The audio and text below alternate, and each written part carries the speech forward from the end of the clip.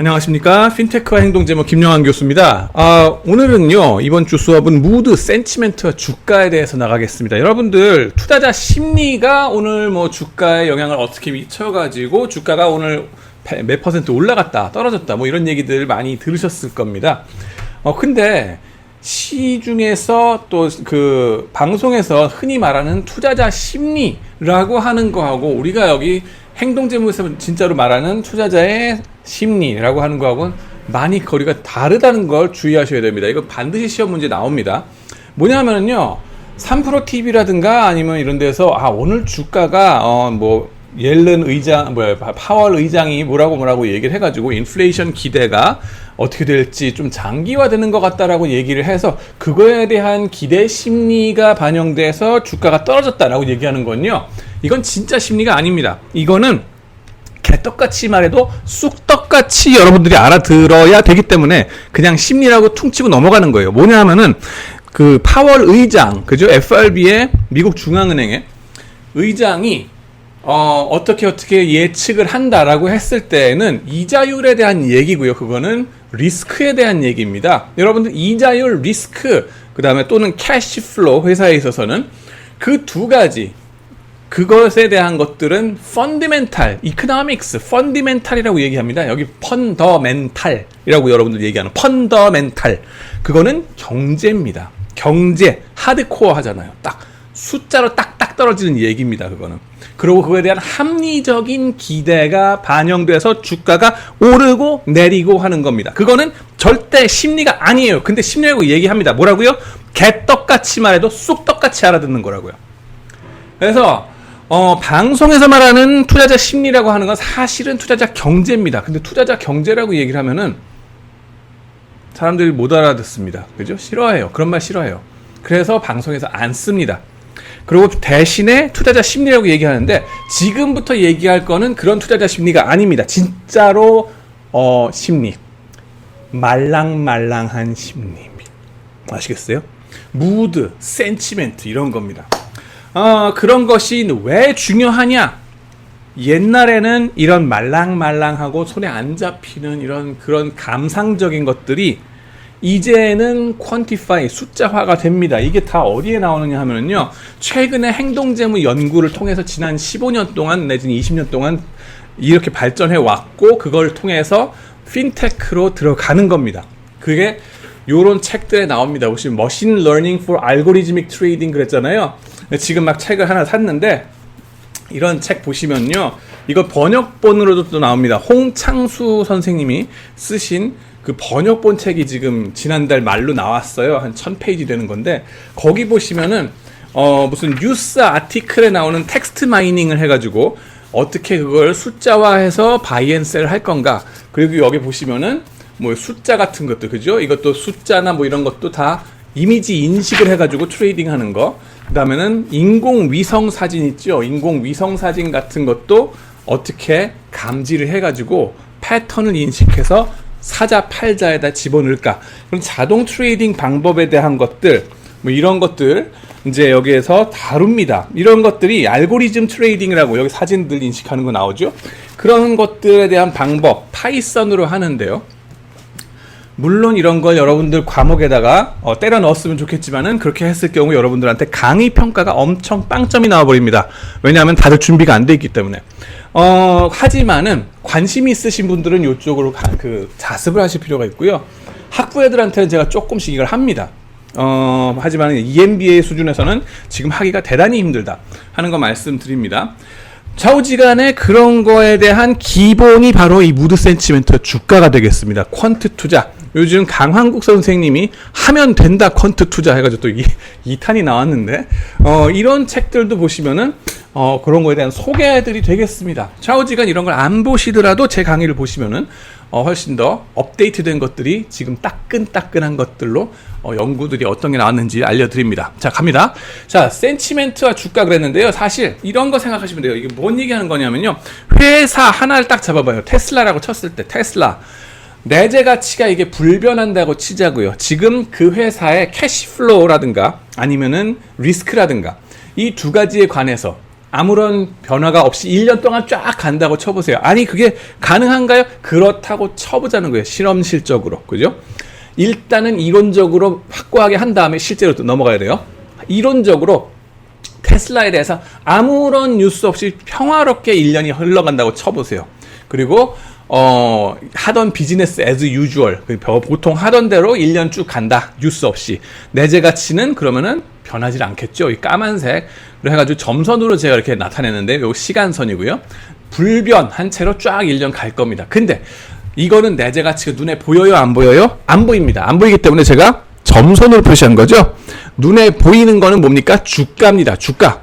네, 그래가지고 이거는 실선으로 제가 해가지고 박스로 보여줬습니다. 시간의 흐름에 따라서 어떤 때는 같은 테슬라에 아무런 변화가 없는데도 주가가 낮게 형성되고 어떤 때는 주가가 높게 형성됩니다. 거래되는 게. 그죠? 이게 뭐 1%, 2% 차이가 아니라 100%, 200%씩 차이가 막 날 때가 있어요. 네. 근데 그것이 내재 가치가 변함이 없이 그대로 쫙 가는 와중에 어떻게 주가가 언제는 낮고 언제는 높은가? 궁금하지 않습니까? 그런 현상들이 벌어진다는 거예요. 여러분들이 이걸 얼른 알아듣기 힘든 게 뭐냐면 테슬라 그러면은 사실 뭐 일론 머스크가 뭐라고 트윗 하나만 날려도 뉴스인 것 같고 막 그렇잖아요. 그죠? 그리고 뭐 전기차의 미래가 어떨지에 대한 예측들이 자꾸 난무하고 이러다 보니까는 이런 걸 생각하기가 힘듭니다. 테슬라가 언제 갑자기 인수합병을 발표하고 난리치고 그러다 보니까. 그러나 그런 거 없이 조용히 그냥 간다고 쳐보세요. 마치 싸이 아버지의 회사 DI-Corp 있었죠. 제가 비디오 보여드린 거. 거기에 보면 그 1년 동안 2012년 1년 동안 그 회사에 메이저한 뉴스가 있었다 없었다? 없었다. 이 캐시플로우라든가 리스크에 관한 뉴스가 전혀 없이 우주 공간에 그 진공 상태처럼 딱 있었다고 치는 거예요. 1년 동안. 그런데 강남스타일 하나 갖고서 확 떴다가 확 가라앉고 8배가 800%가 왔다 갔다 했었어요. 그죠? 그런 것처럼 그 회사 자체의 내재 가치는 불변하는데 주가가 막 미친 듯이 왔다 갔다 할 수가 있단 말이에요. 언제 그러느냐? 이제 개념적으로 센치멘트가 낮을 때와 높을 때가 있다고 보시는 겁니다. 그래가지고 투자자 감성, 그죠? 감성이라고 말을 해야 되겠는데 투자자 감성이 안 좋을 때는 주가가 푹 떨어져 있고 투자자 감성이 좋을 때는 우와 올라가고 이런 식으로 생각하면 된다는 겁니다. 과거에는 이 투자자 감성, 센치멘트를 숫자화할 방법이 없었다 하는 겁니다. 근데 지금은 뭐다? 있다. 생겨나고 있고 계속적으로 발전하고 있어요. 이게 발전이 끝났다가 아니에요. 계속적으로 또 나옵니다. 뭐가 또 나오고 있어요. 계속. 그래서 옛날에 심증은 가는데 물증이 없어가지고 그냥 무시하자 이랬던 것들이 지금 뭐예요? 무시할 수가 없구나. 숫자화가 됐거든요. 그게 금융공학 요즘 하는 방법들입니다. 옛날에 금융공학은 파생상품론 뭐 이렇게 해가지고 블랙쇼일즈 모델 돌리고 막 되게 막 라켓 사이언스하고 되게 엄청나게 어려운 수학을 했었어요. 근데 요즘 금융공학은 그거 아닙니다. 그게 아니고 이런 센치멘트들을 갖다가 머신러닝이란 기법 가지고서 하는 거예요. 사실 머신러닝도 섹시하지 않은 이름입니다. 제일 약팔이를 잘하려고 그러면요. AI를 집어넣으면 돼요. AI for Algorithmic Trading 뭐 이렇게 했으면 저 책 진짜 잘 팔렸을 거예요. 좌우지간에 다 그게 뭐 하는 짓이냐? 저 센치멘트, 무드 이거를 숫자화하는 작업이다. 보시면 되겠고요. 그 다음에는 무드와 센치멘트, 심리적인 요소인 무드나 센치멘트가 주식 금융시장에 심대한 영향을 끼치더라는 연구 결과들이 줄줄이 나오는 중인데요. 어떤 주식들이 이런 센치멘트에 그러면 더 영향을 받고 어떤 주식들은 덜 받을까 하는 거가 궁금하죠? 네. 그러면은 그런 거에 영향을 더 받는 주식들에 대해서 이걸 가지고 투자 전략을 꾸미겠고, 퀀트 투자 전략, 알고리즘 투자 전략이라고 그러죠. 그걸 하고 안 그런 주식들에 대해서는 냅두면 될 거 아니에요. 그죠? 냅두라 하는 건 뭐냐면은 어떤 주식들이 영향을 안 받는가? 대형주, 삼성전자 같이 국민주, 너도나도 트레이딩 하는 거. 이거는 정보가 실시간으로 반영되고 너도나도 관심을 두고 있기 때문에 꼼짝이 없어요. 돈 벌 여지가 없다. 반면 센치멘트에 영향을 받는 주식들은 우리가 흔히 말하는 이 소형주, 성장주, 그죠? 카카오뱅크, 새로 된 역사가 별로 안 되는 그런 주식들이 되겠습니다.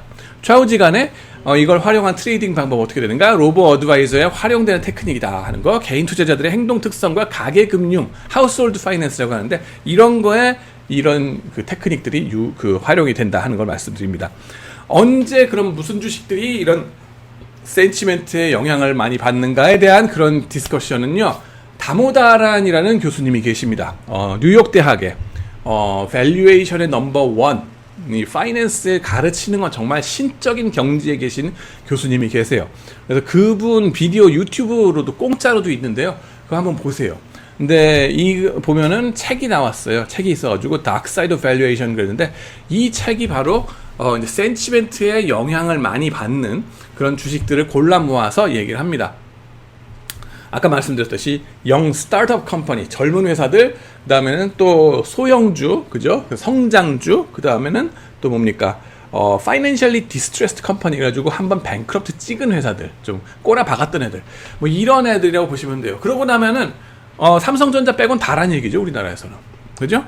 대형주를 몇 개 빼고서는 다 저런데 센치멘트의 좌우가 많이 된다 하는 겁니다. 센치멘트란 개념 자체가 너무나, 근데 문제는 뭐냐면 손에 잡히지 않는, 영어로는 네뷸러스하다 그럽니다. 성운을 네뷸러스라 그러는데요. 네뷸라라 그러는데요. 구름에 담쌌듯이 저 마케팅처럼 불세팅 같고 막 말도 안 되는 것 같고 그런 것들이었었는데, 지금보다 그 알갱이 하나하나, 그죠? 구름이다 그럼 구름 알갱이 하나하나를 딱 잡아가지고 이게 물이 얼만큼 있구나 하는 걸 딱 측정한다고 보시면 돼요. 네, 옛날에는 손에 안 잡혀요, 끝 그랬거든. 무시 이랬는데 그게 아니다.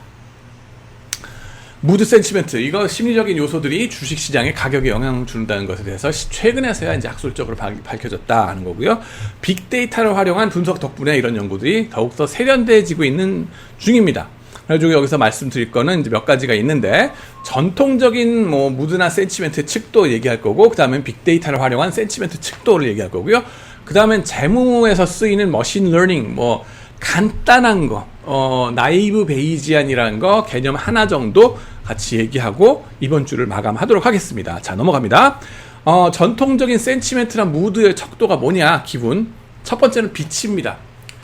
성경책을 봐도 나오죠. 이건 본능이기 때문에, 사람의 본능이에요. 성경책에도 나오잖아요. 창세기에 보면은 fiat lux, 라틴어로 fiat lux라고 합니다. 이게 뭐냐면은 let there be light, 빛이 있으라 하니 빛이 생겨가지고, 흑암 가운데 빛이 생기니, 그 다음이 또 중요합니다. 보시니까 어떻더라? 빛이 있으니까 기분이 좋더라, 보시기 좋더라 이럽니다. 빛을 보니 기분이 꾸리꾸리하고 싫더라, 이게 아니에요. 왜? 사람도 본능적으로 다 빛을 향해서 나가게 되어 있습니다. 어둠을 싫어해요. 왜? 진화론적으로도 마찬가지입니다. 왜? 수억 년 동안에 우리 생물체들이 나오면서 진화하기를 어떻게 진화했냐면은, 어둠 속에서 왔다 갔다 하는 걸 좋아하는 애들은 더욱더 포식자들한테 많이 잡혀 맥혔다 하는 거고요. 빛으로 나와서 있는 사람의 그 존재들이 더 살 찬스가 높았다 하는 거예요. 그죠? 여러분들이 뭐 우리는 한 쌍의 바퀴벌레 어둠 속을 찾아서 헤매이는 뭐 이런 농담을 하시는 분들 좀 있는데, 젊었을 때 그랬었죠. 그죠? 그거 다 잠시입니다. 보통은 다 빛의 자녀로 살기를 원합니다. 그 다음엔 또 뭐가 있냐면요, 빛이 좋을 때 이것이 주식 시장에 영향을 미치는가? 날씨의 형태로 영향을 미칩니다. 죽기 딱 좋은 날씨다. 뭡니까? 박성광 씨 명대사죠. 이 신세계 한번 보시기 바랍니다. 요 장면 명장면인데 정말 이정재, 그죠? 걔한테 이제 배신 당한 거라고 해야 되나? 당하고서는 이제 자기 그 쫄따구들한테 맞아 죽게 되는 직전 장면입니다. 건설 현장에서. 근데 이 날씨가 어떤 날씨냐? 햇빛이 꼬리꼬리하게 없고 구름이 잔뜩 껴가지고 꼬리꼬리한 그런 날씨입니다. 그때 뭐라 그래요? 죽기 딱 좋은 날씨구나. 그러고서는 담배 한 모금 피고서는 떨어져 죽습니다. 마찬가지로 떨어졌다 그랬죠. 주가 떨어집니다. 꾸리꾸리한 날에. 네, 왜냐하면 꾸리꾸리한 날일수록 그 뭐라 그러죠? 구름이 많이 낄수록 사람이 크리티컬 띵킹 내지는 뭔가 분석적이고 비관적으로 생각을 많이 한다 그래요. 반면에 짱짱한 날씨면은 이제 되게 사람들이 기분이 좋고 업되기 때문에 모든 게 세상이에요. 그러다 보면은 주식에 대해서도 너무나 과대평가할 우려가 있죠. 그렇지만 그 과대평가에 대한 거는 가격이 반영이 별로 안 되는 반면에, 이 비관적인 거, 사람들이 리스크어버스 하기 때문에 네거티브하거나 부정적인 거에 대해서는 민감하게 반응을 합니다. 그래서 날씨가 안 좋은 날에 주가가 더 평균적으로 많이 떨어지더라 하는 연구가 이미 있습니다. 경제학적으로도 연구가 많이 밝혀진 바예요. 이게 그럴 리가 없어요. 모든 게 다 이성적으로 다 될 텐데 그럴 리가요. 아니요. 사람은 감정의 동물입니다. 그래가지고 경제학 연구에 보면은 해가 쨍쨍한 날일수록 미국 시장에서 팁도 많이 줍니다. 그 다음에 전울량. 이 전울량이 뭐냐면 cloudiness measure라 그래가지고 하늘을 딱 보고 나서 건상을 보는 거죠. 그래서 이 하늘이 100%다 그러면은 이 중에 몇 퍼센트가 구름으로 가려져 있구나 하는 걸 매저하는 거예요. 실시간으로 기상청에서 우리나라 곳곳에서 그걸 측정을 해가지고 기록을 남깁니다. 지금 미국도 마찬가지고요. 그래가지고 뉴욕 시티에서 전울량 측정을 해가지고 많이 가려진 날일수록 뉴욕시에서 이거 주가가 좀 더 떨어지더라. 근데 그게 약간 떨어지는 매그니튜드 자체가 뭐라 그러죠? 떨어지는 정도 자체가 아주 조금이라서 이걸 갖고 돈을 벌기에는 좀 너무 미미한 정도. 트랜잭션 코스트, 거래 비용을 제하고 나면은 별 의미가 없는 정도로는 살짝 떨어진다 하는 겁니다. 네, 그렇게 되고 네, 날씨, 이거에 대한 날씨와 주가에 대한 그 연구는 그때의 선샤인이라는 연구 논문이 헐슐라이퍼 교수님과 타일러 슈메이 교수님의 연구가 벌써 한 20년 전에 있었습니다. 그때부터 밝혀진 바고요. 그 다음에는 윈터 블루스 그랬는데 요거부터는 다음 비디오에서 또 말씀을 드리겠습니다. 지금 시청해 주셔서 감사합니다.